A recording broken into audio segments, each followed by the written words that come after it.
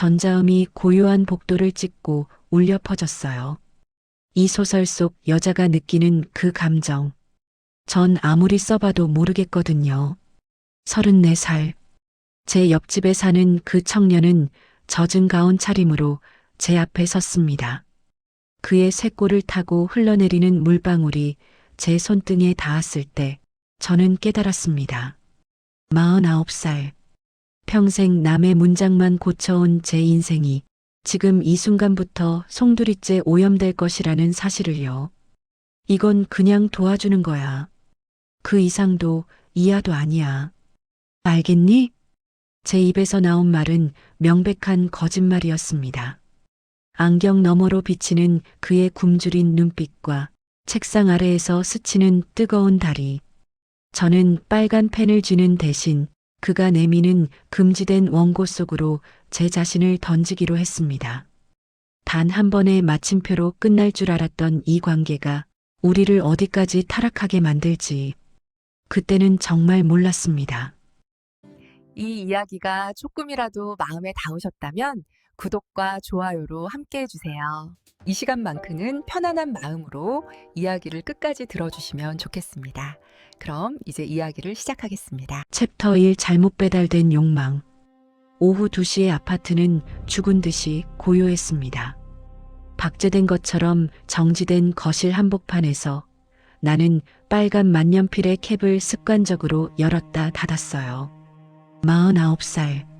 누군가는 인생의 마침표를 고민할 나이라고들 말하더군요. 하지만 교정 작가인 내게 마침표란 그저 문장을 완성하는 도구일 뿐이었습니다. 남편과 사별한 지 어느덧 3년. 내 일상은 오로지 무채색의 검은 글자와 붉은 잉크로만 채워졌지요. 단 한 줄의 오문도 허용하지 않는 결벽적인 삶이었습니다. 타인의 문장을 바로잡는 것이 내 유일한 존재 이유였어요. 나는 정갈하게 정리된 책상 앞에 앉아 돋보기를 고쳐 썼습니다. 젊은 시절의 나는 꽤나 열정적인 문학 소녀였죠. 하지만 결혼과 동시에 나의 문장은 가족들의 뒷바라지 속에 매몰되었습니다. 남편의 셔츠를 다리고 딸아이의 숙제를 봐주며 보낸 시간들. 그 시간 속에서 나의 날카롭던 감수성은 조금씩 무뎌져 갔습니다. 남편은 다정한 사람이었지만 제 마음속 깊은 곳의 갈증까지는 알지 못했지요. 그가 떠난 후 나는 스스로를 이 낡은 아파트라는 감옥에 가두었습니다. 교정 작가라는 직업은 내게 일종의 은신처였어요.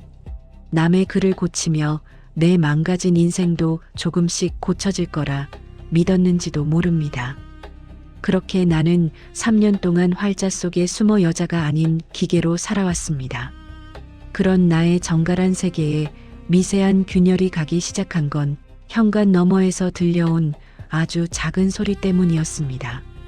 철제 문에 무언가 부드러운 종이 뭉치가 부딪히는 소리가 복도에 낮게 깔렸지요. 나는 무거운 몸을 일으켜 현관문을 열었습니다. 발등 앞에 갈색 종이봉투 하나가 덩그러니 놓여 있었어요. 봉투 위에는 삐뚤빼뚤하고 힘있는 필체로 이름이 적혀 있었죠. 1201호 한윤호. 한 달 전쯤 이사 왔다는 옆집 청년이었습니다. 그는 엘리베이터에서 몇 번 마주칠 때마다 항상 검은 후드티를 깊게 눌러쓰고 있었어요. 내가 인사를 건네도 그저 수줍게 고개를 숙이고 지나가던 그늘진 눈매를 가진 청년이었습니다. 나는 그가 젊은 나이에 왜 이런 낡은 아파트에 혼자 사는지 궁금해한 적이 있었지요. 나중에 알게 된 사실이지만 그는 등단한 지 얼마 안 된 신인 소설가였습니다. 세상과 단절된 채 오직 글쓰기에만 매달리기 위해 이 조용한 복도로 숨어든 것이었죠. 나는 그 봉투를 집어들었습니다. 종이봉투는 생각보다 묵직했고 그 안에서 종이끼리 사각거리며 부딪히는 소리가 들렸어요. 원고였습니다. 그것도 아주 방대한 양의. 나는 원고를 돌려주기 위해 옆집으로 향하려다 무심코 봉투 틈새를 보았습니다. 그것은 정갈한 내 삶에서는 결코 허용될 수 없는 문장들이었죠. 그녀의 셔츠 단추 사이로 비치는 하얀 살결은 금지된 과실보다 달콤했다. 그는 더 이상 이성을 유지할 수 없었다. 순간 숨이 턱 막혔습니다. 30년 동안 고상한 학술 서적만 다뤄온 내게 이건 날 것 그대로의 관능이었어요. 글자 하나하나가 마치 살아있는 생명체처럼 내 손바닥을 간지럽히는 것 같았습니다. 손바닥에 미세한 땀이 배어 나왔습니다. 나는 홀린 듯 봉투를 고쳐쥐고 복도로 나섰어요. 복도는 서늘했지만 내 뺨은 기이할 정도로 달아오르고 있었습니다.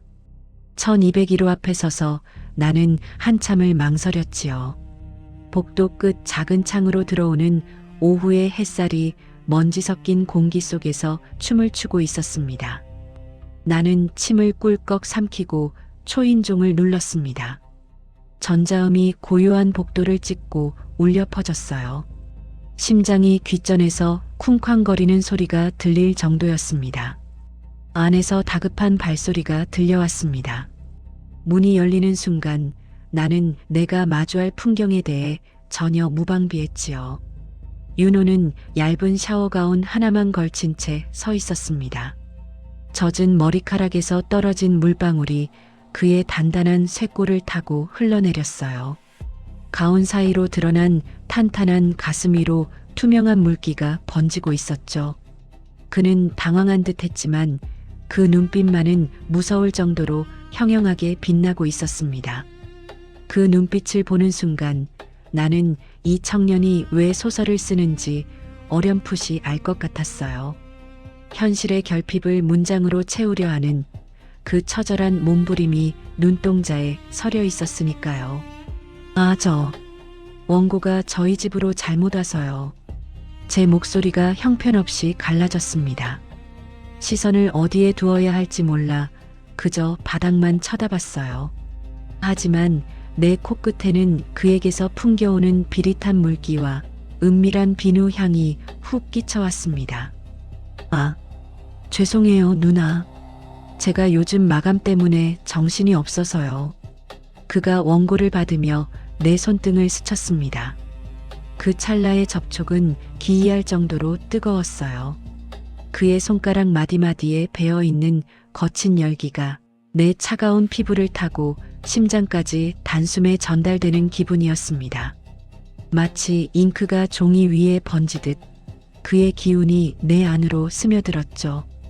그는 자신의 소설 속에서 길을 잃은 듯 보였습니다. 현실의 여자와 어떻게 마주해야 할지 몰라 허우적대는 서툰 작가의 모습이었지요. 그가 살짝 웃자 왼쪽 뺨에 깊은 보조개가 패였습니다. 그 미소는 아이처럼 수줍었지만 나를 빤히 바라보는 눈빛은 무서울 정도로 대담했습니다. 혹시 괜찮으시면 잠시 들어오시겠어요? 제가 작가님께 꼭 드리고 싶은 제안이 있어서요.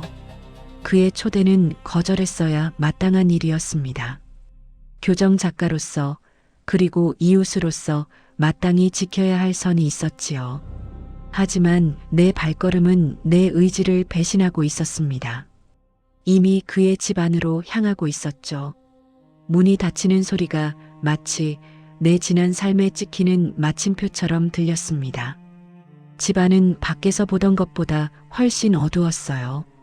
두꺼운 암막 커튼이 쳐진 거실에는 어지럽게 널린 원고지가 가득했습니다. 그것들은 소설가가 쏟아낸 욕망의 파편들이었죠. 윤호는 내게 차가운 와인 한 잔을 내밀었습니다. 작가님, 제 소설 첫 페이지 보셨죠? 그는 소파에 비스듬히 앉아 내 얼굴을 똑바로 응시했습니다. 그의 긴 다리가 내 무릎 근처까지 뻗어왔지요. 사실 정사 장면 묘사가 너무 서툴러서 고민이에요. 제가 여자를 잘 몰라서요. 그의 목소리에는 글로는 다 채우지 못한 허기가 묻어 있었습니다. 어떤 표현이 더 자극적이고 어떤 문장이 심장을 뛰게 하는지 누나가 좀 교정해 주실 수 있나요? 그냥 글자가 아니라 실전처럼요. 심장이 미친 듯이 요동쳤습니다. 49살의 사별한 여인이 15살이나 어린 청년 작가의 관능 소설을 가르친다니요. 위험한 제안이었고 나는 그것을 잘 알고 있었습니다. 하지만 그의 눈빛을 보니 도저히 거절할 수가 없었지요. 그 눈빛은 무언가를 간절히 갈구하고 있었고 나 또한 누군가에게 다시금 필요한 존재가 되고 싶었습니다. 내 안 깊숙이 잠들어 있던 오랫동안 마침표 뒤에 숨겨왔던 나라는 여자가 고개를 들었습니다. 나는 와인을 단숨에 들이켰습니다. 차가운 액체가 식도를 타고 내려갔지만 가슴은 오히려 더 뜨거워졌어요. 내 이성의 끈을 조금씩 느슨하게 만드는 마법 같은 액체였습니다. 나는 쓰고 있던 무거운 안경을 천천히 벗어 테이블 위에 놓았습니다. 세상이 흐릿해졌지만 그 덕분에 내 앞의 남자는 더 선명하게 느껴졌죠. 윤호의 젖은 눈빛만이 유독 선명하게 다가왔습니다. 윤호 씨, 문장을 고치는 일은 뼈를 깎는 고통이 따를 텐데 감당할 수 있겠어요? 제 목소리는 생각보다 낮고 갈라져 있었습니다. 윤호는 대답 대신 내 쪽으로 천천히 몸을 숙였어요. 그의 뜨거운 숨결이 내 귓가를 간지럽혔고 가운 사이로 드러난 그의 어깨가 내 팔에 닿았습니다. 네, 누나. 마침표를 찍을 때까지 절대 멈추지 마세요. 나는 빨간 만년필 대신 그의 젖은 어깨를 잡았습니다. 그의 피부는 생각보다 훨씬 단단하고 뜨거웠지요. 활자보다 훨씬 더 생생한 그의 온기가 내 손바닥을 적셨습니다. 그날 이후 나의 교정 작가 인생은 전혀 다른 방향으로 흐르기 시작했습니다. 남의 글을 바로잡는 것이 아니라 내 억눌린 인생을 해방시키는 작업이 시작된 것이었죠. 과연 이 위험한 소설의 끝에 어떤 문장이 기다리고 있을지 나는 이제 두렵지 않았습니다. 우리의 비밀스러운 교정 수업은 그렇게 첫 페이지를 넘기고 있었습니다. 챕터 2 붉은 잉크가 번지는 밤. 윤호의 집 거실은 마치 깊은 늪처럼 고요하고도 무거웠습니다. 두꺼운 암막 커튼 사이로 들어오지 못한 햇살 대신 스탠드의 노란 불빛이 우리 사이를 위태롭게 비추고 있었지요. 책상 위에 놓인 와인 잔에는 붉은 액체가 아슬아슬하게 찰랑거렸습니다. 그것은 마치 우리가 넘지 말아야 할 선을 경고하는 핏방울처럼 보였습니다. 나는 떨리는 손으로 그의 원고 첫 장을 넘겼어요. 종이의 서늘한 감촉이 손가락 끝에 닿자 조금 전의 열기가 잠시 식는 듯 했습니다.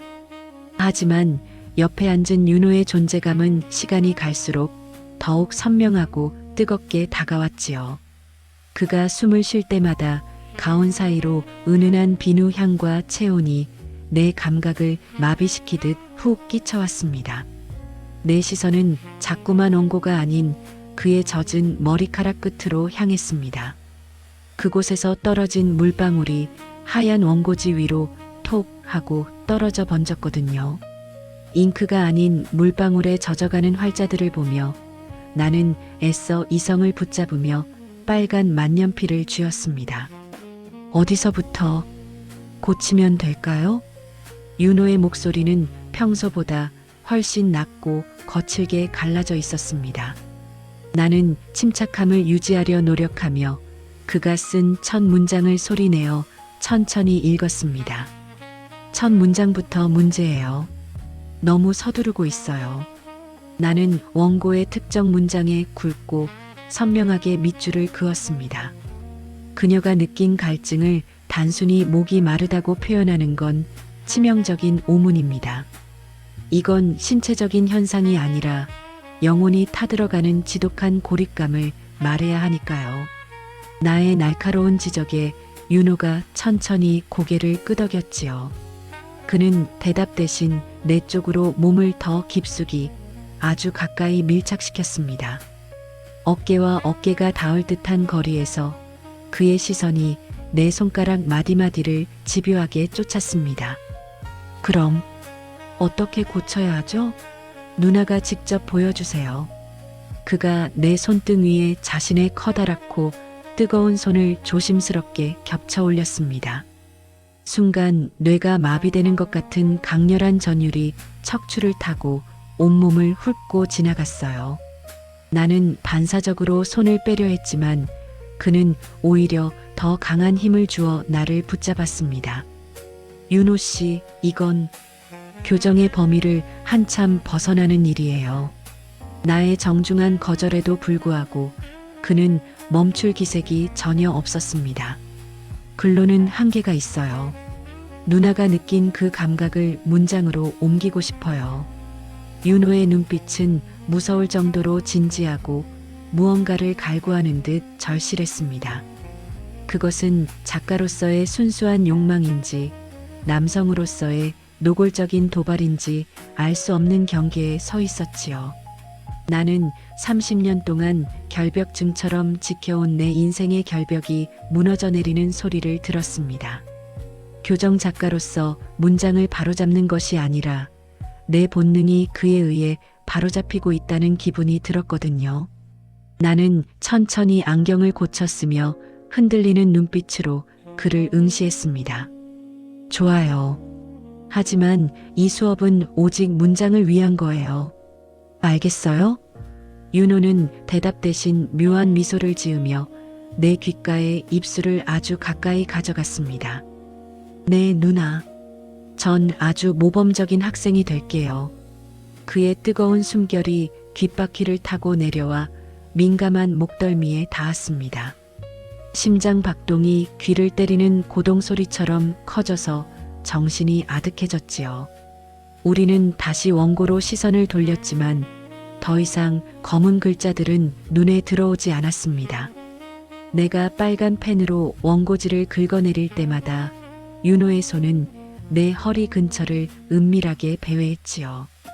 이것은 명백한 난관이자 결코 넘지 말아야 할 금기된 선이었습니다.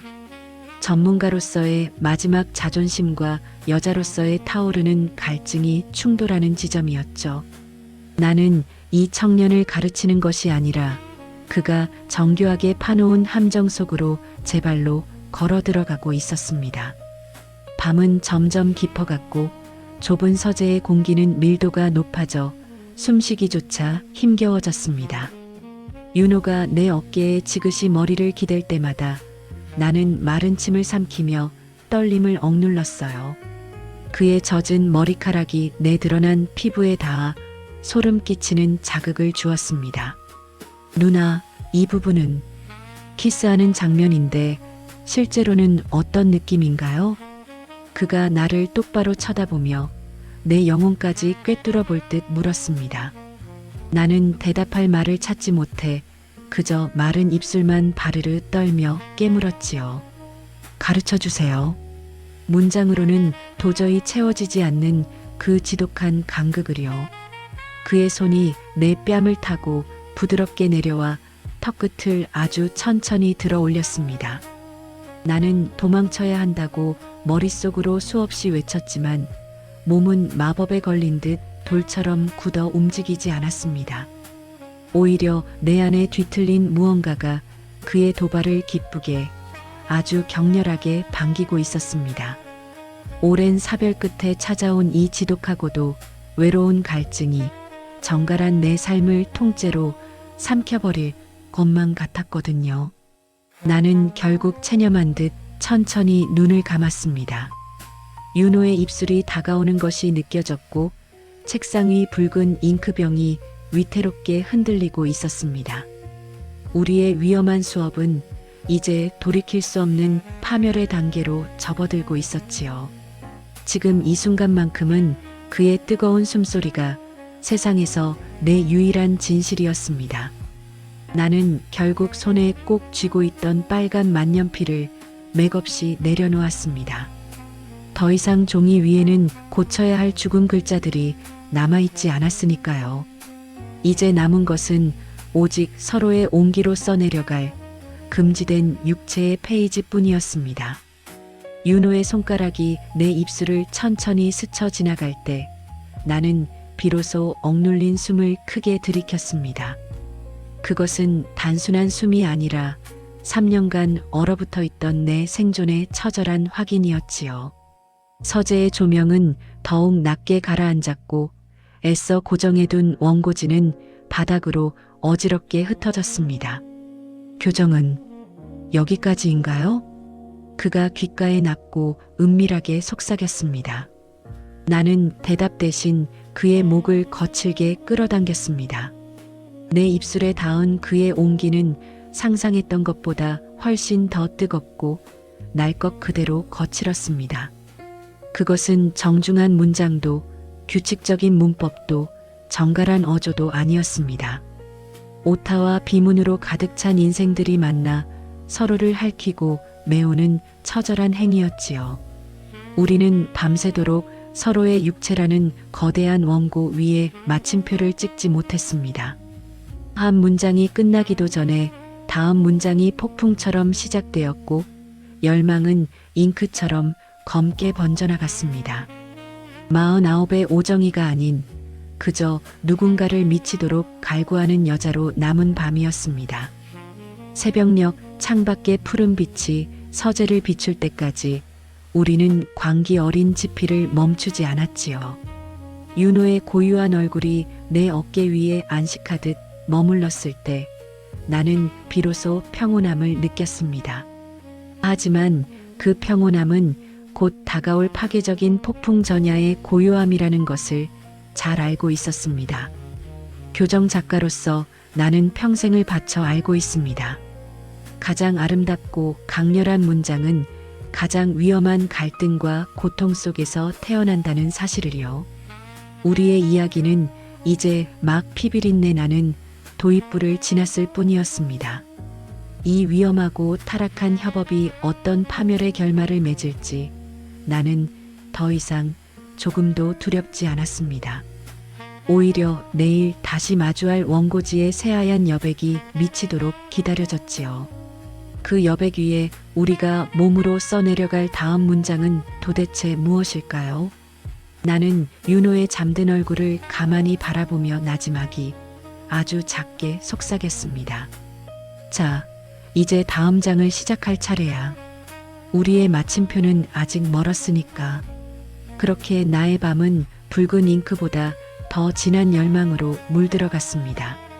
내 손에 다시 펜을 쥐었을 때 그것은 더 이상 타인의 글을 고치는 도구가 아니었습니다. 나의 깨진 삶을 다시 쓰고 으깨진 욕망을 이어붙이는 칼날이 되어 있었지요. 윤호가 내뿜는 불규칙한 콧소리조차 내게는 완벽한 운율처럼 들렸습니다. 우리의 공간은 이제 세상으로부터 격리된 단 하나의 문장이 되었습니다. 누구도 읽어서는 안 되고 누구에게도 들켜서는 안 되는 그런 문장 말입니다. 나는 책상 위에 어질러진 원고지들을 하나씩 모아 정돈하기 시작했습니다. 그 종이들에는 우리의 땀과 와인과 그리고 설명할 수 없는 감정의 잔해들이 묻어 있었습니다. 내일 아침이면 다시 차가운 교정 작가의 모습으로 돌아가야 할지도 모릅니다. 하지만 내 심장 안에는 이미 지울 수 없는 빨간 잉크가 깊게 배어버렸습니다. 지우려 하면 할수록 더 넓게 번져나가는 그런 선명한 낙인처럼 말이죠. 나는 창가에 서서 밝아오는 새벽 하늘을 한참 동안 바라보았습니다. 49의 나이에 찾아온 이 지독한 열병이 나를 어디로 데려갈까요? 파멸일까요? 아니면 비로소 찾은 나의 진실일까요? 나는 더 이상 답을 구하지 않기로 했습니다. 그저 다음 문장을 향해 묵묵히 걸어갈 뿐입니다. 챕터 3미결로 남겨진 페이지. 윤호와의 위험한 미래가 이어지던 어느 목요일 오후였습니다. 서재의 공기는 여전히 우리 두 사람의 숨결로 눅눅하게 젖어 있었지요. 책상 위에는 교정해야 할 원고 대신 채 비우지 못한 와인잔 2개가 나란히 놓여 있었습니다. 나는 윤호의 어깨에 기댄 채 그가 새로 써내려간 문장들을 천천히 훑고 있었습니다. 그의 문장은 날이 갈수록 대담해졌고 나의 교정은 갈수록 무력해졌어요. 더 이상 빨간 펜으로 바로잡을 수 없는 뜨거운 감정들이 종이 위로 넘쳐 흐르고 있었습니다. 나는 그가 쓴 투박한 문장 사이에서 내 이름을 발견하고는 가슴이 철렁했습니다. 그것은 활자가 아니라 나를 향한 지독한 고백이자 동시에 파멸의 전조였으니까요. 그의 필체는 거칠었지만 그 안에 담긴 열망은 지나치게 선명했습니다. 그때였습니다. 정적을 깨고 날카로운 초인종 소리가 거실을 가득 메웠습니다. 심장이 바닥으로 툭 떨어지는 기분이었습니다. 나와 윤호는 약속이라도 한 듯 서로의 눈을 바라보며 얼어붙었습니다. 이 시간에 나를 찾아올 사람은 아무도 없었습니다. 배달시킨 택배도 미리 약속된 손님도 없었으니까요. 정희야, 나야. 안에 있어? 현관 너머로 들려오는 목소리는 다름 아닌 친구 미숙이었습니다. 가슴이 철렁 내려앉으며 온몸의 피가 차갑게 식는 것 같았어요. 미숙이는 내 일상을 가장 잘 아는 사람이었습니다. 또한 내 도덕적 결벽을 신뢰하는 유일한 친구였죠. 그런 그녀가 지금 이 문 앞에 서 있다는 것은 내 위선이 발각될 위기에 처했다는 뜻이었습니다. 나는 당황한 눈으로 윤호를 바라보았습니다.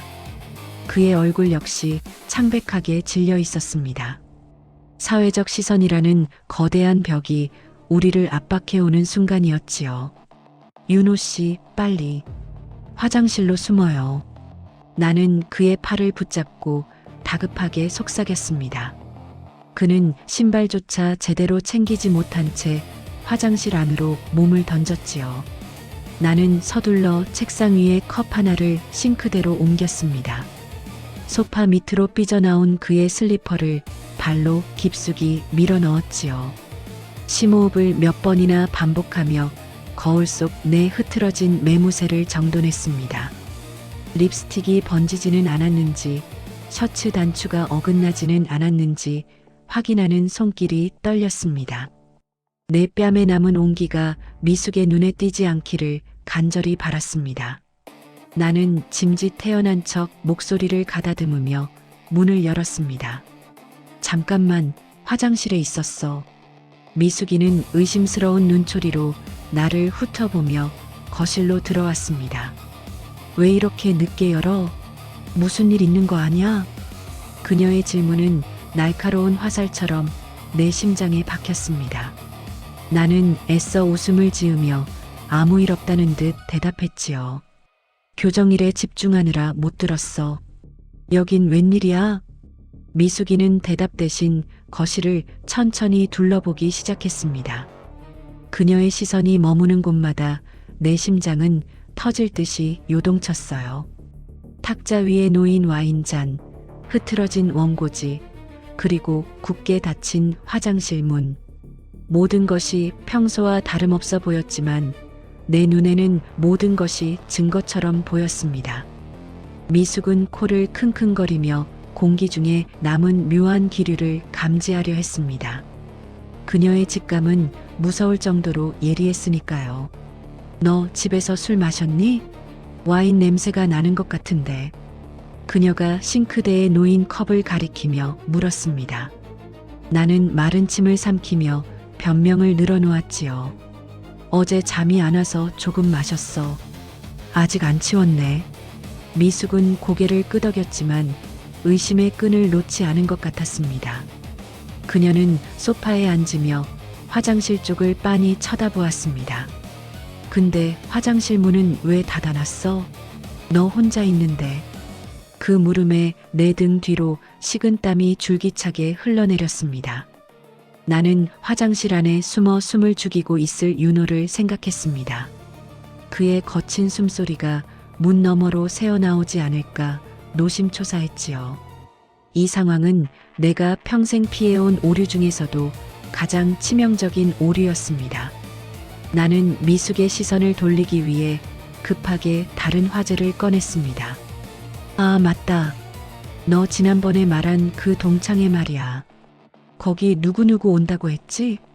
다행히 미숙은 동창회 이야기에 정신이 팔려 수다를 떨기 시작했습니다. 하지만 내 귀에는 그녀의 목소리가 하나도 들어오지 않았어요. 오직 화장실 문 너머의 침묵만이 거대한 소음처럼 나를 괴롭혔습니다. 윤호가 재채기라도 하면 어떡하나, 혹은 물이라도 내리면 어떡하나. 그런 쓸데없는 걱정들이 머릿속을 하얗게 채워갔습니다. 지옥 같은 30분이 흘러갔습니다. 미숙은 연신 핸드폰을 확인하며 누군가와 메시지를 주고받았습니다. 그러다 문득 다시 화장실 쪽을 쳐다보며 말했지요. 근데 정희야, 아까부터 화장실에서 무슨 소리가 나는 것 같지 않니? 심장이 멈추는 줄 알았습니다. 나는 아무 소리도 못 들었다며 손사래를 쳤습니다. 아파트가 워낙 낡아서 층간소음이 심해. 위층에서 물 쓰는 소리겠지. 내 목소리가 파르르 떨리는 것을 미숙이 알아채지 못하기만을 바랐습니다. 그녀는 미심쩍은 표정을 지었지만 이내 가방을 챙겨 자리에서 일어났습니다. 그럼 나갈게. 동창회 때 꼭 나와야 해. 그녀를 배웅하고 현관문을 이중으로 잠그는 순간 나는 바닥으로 주저앉았습니다. 다리에 힘이 풀려 도무지 일어설 수가 없었지요. 화장실 문이 천천히 열리고 윤호가 창백한 얼굴로 걸어 나왔습니다. 우리는 한참 동안 아무 말도 하지 못하고 서로를 바라만 보았습니다. 이 비밀스러운 관계가 주는 쾌락 뒤에는 이토록 무거운 대가가 기다리고 있었습니다. 윤호는 떨리는 손으로 내 어깨를 가만히 감싸 안았지요. 누나, 우리 이대로 괜찮을까요? 그의 물음에 나는 선뜻 대답할 수 없었습니다. 나 역시 이 위기를 어떻게 극복해야 할지 그 방법을 전혀 알지 못했으니까요. 우리의 소설은 이제 가장 어둡고 긴장감 넘치는 굴곡으로 접어들고 있었습니다. 미숙의 의심은 아마 여기서 쉽게 멈추지 않을 것입니다. 내 정갈했던 인생은 이제 복구 불가능한 비문으로 가득 차버렸어요. 하지만 역설적이게도 그 절망 속에서 나는 더 강렬한 갈증을 느꼈습니다. 이 관계를 잃게 될지도 모른다는 공포가 오히려 나를 더 윤호에게 매달리게 했지요. 나는 그의 품에 얼굴을 묻으며 이 미결로 남겨진 페이지를 어떻게 채워야 할지 고민했습니다. 사방이 꽉 막힌 방 안에서 나는 처음으로 탈출구를 꿈꾸기 시작했습니다. 그것이 비록 벼랑 끝으로 이어지는 길이라 할지라도 말입니다. 지금의 나에게는 그것이 유일한 희망의 단서처럼 보였거든요. 나의 빨간 만년필은 이제 원고를 고치는 용도가 아니었습니다. 나를 둘러싼 이 답답한 현실의 벽에 새로운 길을 그려넣는 날카로운 칼날이 되었습니다. 나는 윤호의 손을 꼭 쥐며 나지기 하지만 단호하게 속삭였습니다. 우리에겐 아직 써야 할 문장이 남았어. 그 문장이 비극의 시작일지 아니면 새로운 삶의 머리말일지. 나는 이제 기꺼이 그 결과를 받아들일 준비가 되어 있었습니다. 밤은 다시 깊어갔고 서재의 스탠드 불빛은 여전히 위태롭게 흔들리고 있었습니다. 하지만 그 불빛 아래에서 나는 비로소 내가 가야 할 방향을 보았습니다. 단 한 번도 완성해 본 적 없는 오직 나만을 위한 진실한 문장을 말이지요. 우리의 관계는 이제 교정이라는 핑계를 넘어서고 있었습니다. 누구에게도 읽히지 않을 하지만 가장 뜨겁게 기록될 우리만의 이야기. 나는 다시 책상 앞에 앉아 펜을 쥐었습니다. 미숙의 방문은 우리에게 경고를 주었지만 동시에 확신도 주었습니다. 우리가 서로를 얼마나 간절히 원하고 있는지를 말입니다. 윤호는 내 뒤에 서서 내 어깨 위로 자신의 턱을 괴었습니다. 그의 온기가 등 전체로 퍼져나가며 공포를 잠재웠습니다. 우리는 그렇게 또 한 페이지의 위험한 문장을 채워나가기 시작했습니다. 어쩌면 내일 당장 세상 사람들이 우리를 손가락질할지도 모릅니다. 그들이 쌓아 올린 견고한 도덕의 문법으로 우리를 난도질할지도 모르죠. 하지만 나는 더 이상 타인의 문법에 내 인생을 맞추고 싶지 않았습니다. 오로지 내 심장이 시키는 대로, 내 욕망이 이끄는 대로 적어 내려가고 싶었습니다. 그것이 비록 오타와 비문으로 가득한 엉망진창인 소설이 될지라도 나는 윤호의 손을 잡고 원고지의 빈 여백을 응시했습니다. 자, 이제 다시 시작해요. 우리의 마침표는 우리가 정하는 거니까. 나의 제안에 윤호는 대답 대신 내 귓가에 짧은 입맞춤을 남겼습니다. 그것은 세상 그 어떤 수식어보다도 강력한 긍정의 의미였습니다. 우리의 밤은 그렇게 다시 시작되고 있었습니다. 챕터 4 마침표를 찍지 못하는 열망. 미숙이가 폭풍처럼 다녀간 뒤로 아파트 복도의 차가운 공기는 전보다 훨씬 더 무겁고 날카롭게 내 피부를 파고들었습니다. 현관문을 열 때마다 누군가 어두운 복도 끝에서 나를 지켜보고 있다는 지독한 착각이 들어 자꾸만 뒤를 돌아보곤 했지요. 하지만 그 숨막히는 불안함 속에서도 나와 윤호의 사이는 오히려 기묘할 정도로 더 단단하고 견고해졌습니다. 위기는 때로 사람을 뒷걸음질 치게 만들지만 때로는 서로의 심장 가장 깊은 곳을 더 깊게 파고들게 만드는 법이니까요. 우리는 이제 좁은 서재에 나란히 앉아 그를 고치는 비즈니스적인 관계 이상의 무언가를 뜨겁게 공유하고 있었습니다. 그것은 세상으로부터 철저히 고립된 두 사람이 나누는 처절하면서도 한편으로는 눈물겹도록 따뜻한 인생의 연대였습니다.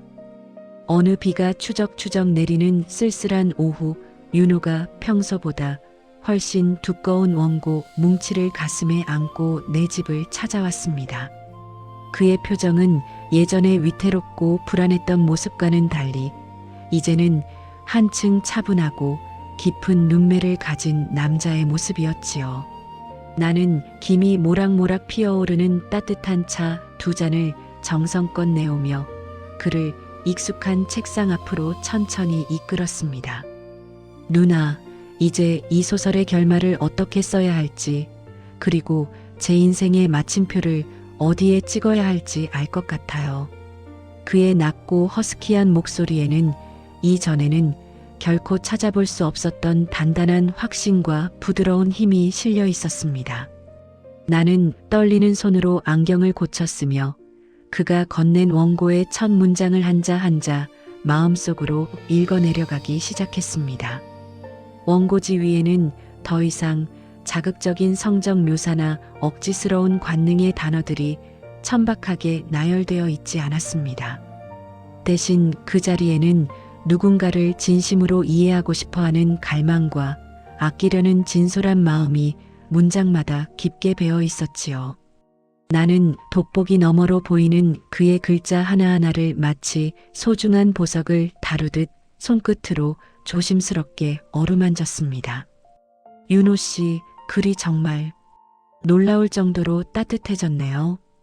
이건 전과는 전혀 다른 사람의 영혼이 담긴 글 같아요. 나의 진심 어린 칭찬에 윤호는 소년처럼 쑥스러운 듯 뒷머리를 극적이며 바닥으로 시선을 떨구었습니다. 그 모습이 예전처럼 한없이 수줍어 보였지만 이제 그 기저에는 흔들리지 않는 단단한 성장이 자리 잡고 있었어요. 우리는 그날 오후 내내 창밖을 때리는 빗소리를 배경음악 삼아 원고 속의 문장들을 하나씩 정성껏 다듬었습니다. 나의 날카로운 빨간 만년필은 이제 타인의 글을 난도질하는 칼날이 아니라 부러진 마음을 이어붙이는 정교한 바늘이 되어 있었지요. 나는 그의 서툰 맞춤법과 비문을 고쳐주며 그동안 내가 굳게 가둬두었던 내 안에 썩어 들어간 상처들도 함께 치유했습니다. 사별 후 3년이라는 긴 세월 동안 내가 찍어왔던 수많은 마침표들은 사실 소리 없는 비명이자 세상과의 단절이었습니다. 하지만 윤호의 원고 위에서 나는 비로소 그 딱딱한 마침표들을 유연한 쉼표로 바꾸는 법을 눈물겹게 배웠습니다. 인생은 결코 한 문장으로 허무하게 끝나는 것이 아니라 다음 문장으로 이어지는 기나긴 여정이라는 사실을 깨달았으니까요. 우리는 깊은 소통을 통해 서로가 가졌던 해묵은 오해들을 풀어나갔고 매일 조금씩 작은 성과들을 함께 만들어 나갔습니다. 윤호는 그동안 누구에게도 말하지 못했던 자신의 쓸쓸한 어린 시절 이야기와 소설가가 되기 위해 겪었던 지독한 고독을 털어놓았습니다. 나는 그에게 남편과의 빛바랜 추억, 그리고 그 화려한 껍데기 뒤에 숨겨진 차가운 외로움에 대해 생전 처음으로 입을 열었지요. 우리가 내뱉은 말들은 허무하게 공기 중에 흩어지지 않고 서로의 마음속에 차곡차곡 쌓여 견고한 신뢰의 벽을 쌓았습니다. 누나가 제 비문투성이 글을 고쳐줄 때마다 제 비뚤어진 영혼도 같이 바르게 고쳐지는 기분이었어요. 윤호의 이 진심 어린 고백을 듣는 순간 나는 참았던 눈시울이 뜨거워지며 가슴속 깊은 곳에서 무언가 울컥 치밀어 올랐습니다. 그것은 단순한 감동을 넘어선 내 인생 전체를 관통하는 확실한 희망의 전환점이자 구원의 빛이었습니다. 나는 더 이상 이 위험한 관계가 비극적인 파멸로 이어질 것이라며 스스로를 학대하고 두려워하지 않기로 결심했습니다. 우리는 이제 서로에게 가장 절실한 구원이자 내일을 다시 살아갈 수 있게 하는 용기 그 자체가 되어주었으니까요. 좁은 서재의 스탠드 불빛 아래서 우리의 그림자가 벽면에 하나로 길게 겹쳐졌을 때 나는 묘한 평온함을 느꼈습니다.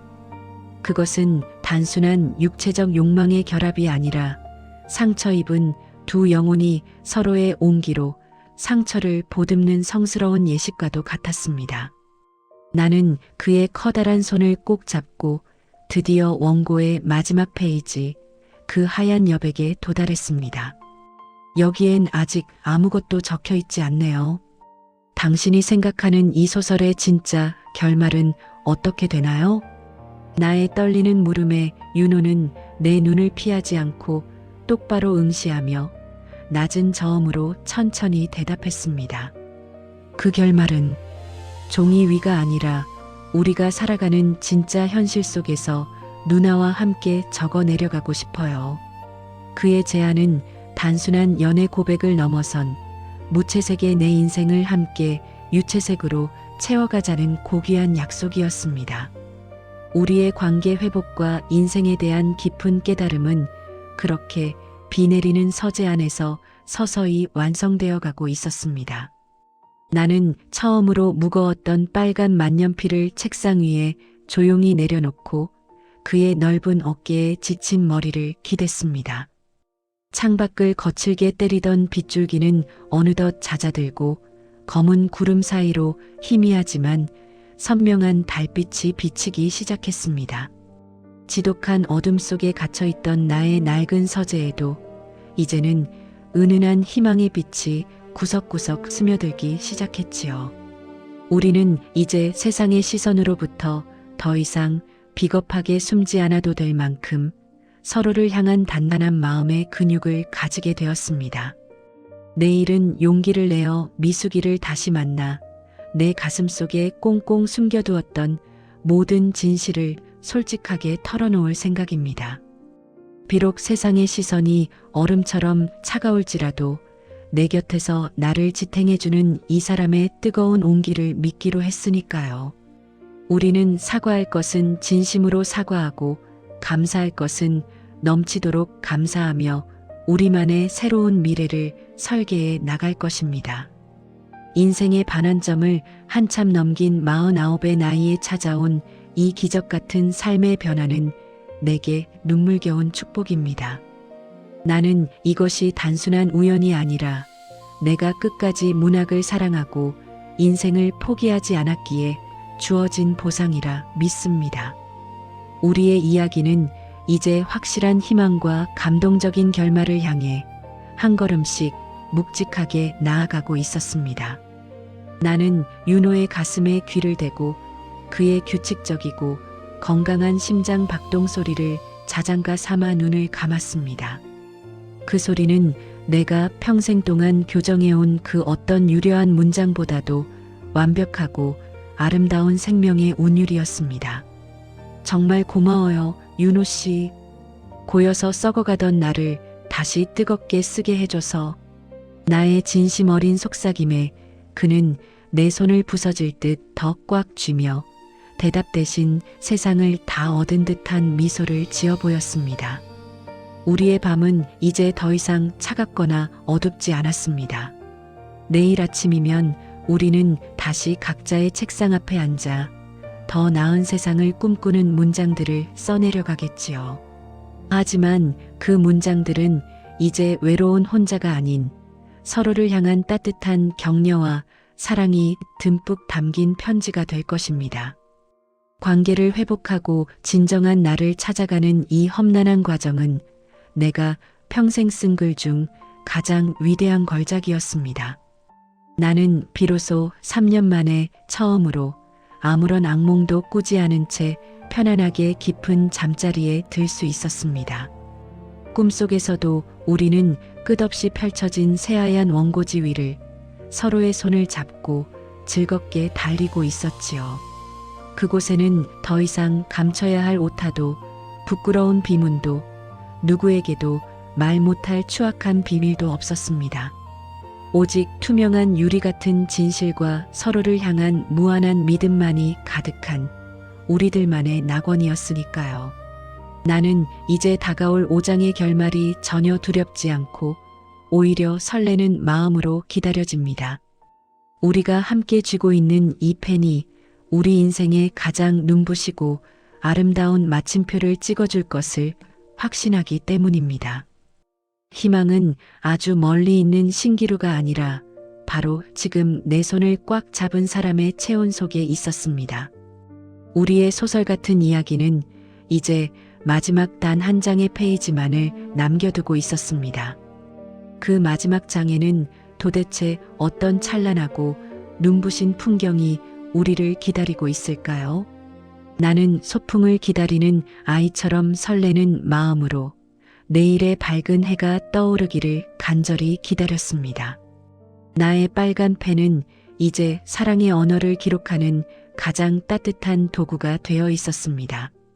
챕터 5 다시 쓰는 머리말. 창밖으로 쏟아지는 아침 햇살이 이토록 눈부셨던 적이 있었나 싶을 정도로 세상은 환하고 투명했습니다. 사별 후 3년 동안 내가 마주했던 아침은 늘 잿빛이었고 걷어내지 못한 커튼 사이로 스며드는 빛은 나를 질책하는 것만 같았지요. 하지만 오늘 아침은 그동안의 무거운 침묵을 깨부수듯 전혀 다른 생동감으로 내 거실 구석구석을 비추고 있었습니다. 책상 위에 놓인 윤호의 완결 원고 뭉치가 아침 햇빛을 정면으로 받아 하얗게 마치 눈이 부실 정도로 빛나고 있었거든요. 우리는 어제 밤늦도록 이 소설의 마지막 마침표를 찍으며 서로의 눈을 오랫동안 맞추었습니다. 그것은 단순한 소설의 끝이 아니라 내 인생에 길었던 방황에 찍는 아주 무겁고도 거룩한 마침표이기도 했습니다. 나는 거실로 나와 따뜻한 물을 끓이며 창 너머로 보이는 아파트 단지의 평화로운 풍경을 가만히 응시했습니다. 어느덧 단지 내의 나무들은 연한 초록빛을 띠며 혹독했던 겨울을 견뎌내고 새로운 계절을 준비하고 있었지요. 나는 어제 용기를 내어 미숙이를 다시 만나 가슴속에 응어리졌던 모든 진실을 털어놓았습니다. 예상했던 대로 미숙은 처음엔 큰 충격을 받은 듯 멍한 표정을 지었고 때로는 나를 날카롭게 나무라기도 했습니다. 하지만 내 눈에 서린 3년 만에 처음 보는 생생한 생기를 발견한 그녀는 결국 내 거친 손을 꼭 잡아주었지요. 정희야, 내가 다시 웃을 수 있다면 난 그걸로 됐어. 내가 행복하다면 그것만으로도 충분해. 그 따뜻한 한마디에 내 가슴을 오랫동안 짓누르던 무거운 죄책감의 덩어리가 비로소 눈 녹듯 사라지는 기분이었습니다. 사과할 것은 진심으로 사과하고 인정받을 것은 당당히 인정받는 그 과정이 생각보다 고통스럽지 않았던 건 내 곁을 든든하고 따뜻하게 지켜주던 윤호의 존재가 있었기에 가능한 기적이었습니다. 우리를 둘러싼 보이지 않는 갈등은 그렇게 현실적이고도 따뜻하게 서서히 해소되어 가고 있었습니다. 현관문이 부드럽게 열리고 옆집에서 밤을 새우며 마지막 수정을 마친 윤호가 쑥스러운 얼굴로 들어왔습니다. 그의 손에는 갓 구운 고소한 빵 봉투가 들려 있었고 얼굴엔 피곤함보다는 설렘과 희망이 가득했지요. 누나, 출판사에서 조금 전에 연락 왔어요. 소설 제목을 빨간 펜의 온도로 바꾸는 게 어떻겠냐고요. 그의 목소리는 이제 더 이상 예전처럼 떨리지 않았고 작가로서의 당당함과 확신이 가득 묻어났습니다. 나는 그런 그를 향해 세상에서 가장 환한 미소를 지어 보이며 조용히 고개를 끄덕였습니다. 아주 좋은 제목이네요. 우리의 뜨거웠던 온도가 문장마다 그대로 담긴 것 같아서 마음에 들어요.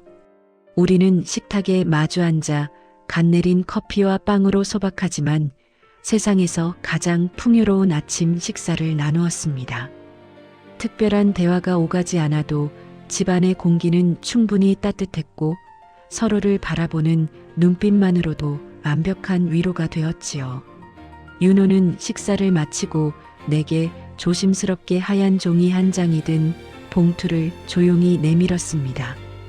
그것은 그가 밤을 새워 직접 쓴 새로운 원고의 머리말이자 나에게 보내는 고귀한 헌사였습니다. 이제 제 소설의 첫 독자는 언제나 누나였으면 좋겠어요. 교정자가 아니라 제 삶의 가장 소중한 증인으로서요.